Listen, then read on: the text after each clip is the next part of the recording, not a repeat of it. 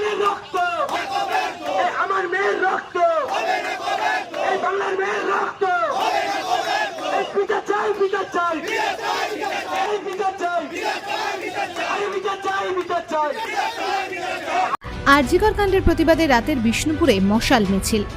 আরজিকর হাসপাতালে তরুণী চিকিৎসককে ধর্ষণ করে খুনের ঘটনার প্রতিবাদে সোমবার রাতের বিষ্ণুপুরে গড় দরজা বিবেকানন্দ মূর্তি সংলগ্ন এলাকা থেকে এলাকার পুরুষ ও মহিলারা মশাল হাতে মিছিল করলেন বিষ্ণুপুর রসিকগঞ্জ বাসস্ট্যান্ড পর্যন্ত। আন্দোলনকারীদের হাতে ছিল মশাল, দেশের জাতীয় পতাকা এবং প্ল্যাকার্ড। প্রত্যেকের গলায় একটাই সুর, জাস্টিস ফর আরজিকর। আরজিকরে তরুণী চিকিৎসক খুনের ঘটনায় দোষীদের অতি দ্রুততার সাথে চিহ্নিত করে তাদের কঠোরতম শাস্তি দিতে হবে। যতদিন না দোষীরা শাস্তি পাবে ততদিন আন্দোলন চলবে, দাবি আন্দোলনকারীদের। এই জাগরণ দীর্ঘদিন ধরে আগেও সমাজসেবামূলক অনেক কাজ করে এসেছে।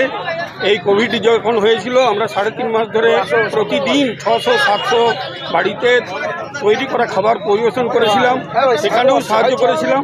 আর এই যে ঘটনাটা ঘটল আগস্ট মাসের 8 তারিখে, একটা নৃশংসভাবে একটা অন ডিউটি ডাক্তারকে হত্যা করা এবং তাকে ধর্ষণ করে হত্যা করা, এটা একটা অন ডিউটি ডাক্তার যদি করে এবং পরবর্তীকালে যখন পুলিশ তার রিপোর্টে দিল যে একটা আননোন ফ্যাক্ট, আননোন পারসন, তো এইখান থেকেই শুরু হয়ে গেছে যে কোনো না কোনোভাবে জিনিসটাকে নালিফাই করে দেওয়া যাতে সিরিয়াসনেস না হয়। আজকে কিভাবে আন্দোলন করলেন? আজকে আমরা এই যে মশাল ঘরের বুকের ভিতরে তো দিকে দিকে জ্বলছে, তার প্রতীকী জিনিস হচ্ছে মশাল।